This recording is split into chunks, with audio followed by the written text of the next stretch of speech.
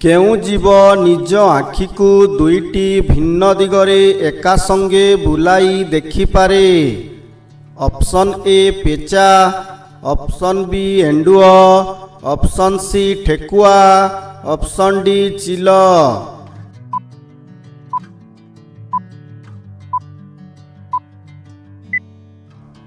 ଏହାର ସଠିକ ଉତ୍ତର ଅପସନ୍ ବି ଏଣ୍ଡୁଅ।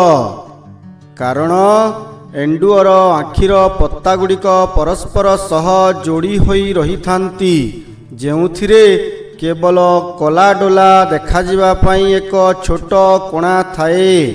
ଏହାର ଦୁଇଟି ଆଖି ମସ୍ତିଷ୍କ ସହ ସ୍ୱତନ୍ତ୍ର ଭାବେ ସଂଯୁକ୍ତ। ଏହାଦ୍ୱାରା ସେ ଗୋଟିଏ ଆଖିରେ ଆଗକୁ ଏବଂ ଅନ୍ୟ ଆଖିରେ ପଛକୁ ଏକା ସଙ୍ଗେ ଦେଖିପାରେ। ଏହି କ୍ଷମତା ଯୋଗୁଁ ଏଣ୍ଡୁଅ ନିଜ ସ୍ଥାନରୁ ନ ହଲି ଚାରିପାଖର 360 ଡିଗ୍ରୀ ଦୃଶ୍ୟ ଦେଖିପାରେ। ଏହା ସାହାଯ୍ୟରେ ସେ ଗୋଟିଏ ପଟେ ଶିକାର ପୋକଜୋକ ଖୋଜିବା ସହ ଅନ୍ୟପଟେ ଶତ୍ରୁ କବଳରୁ ନିଜକୁ ରକ୍ଷା କରିପାରେ।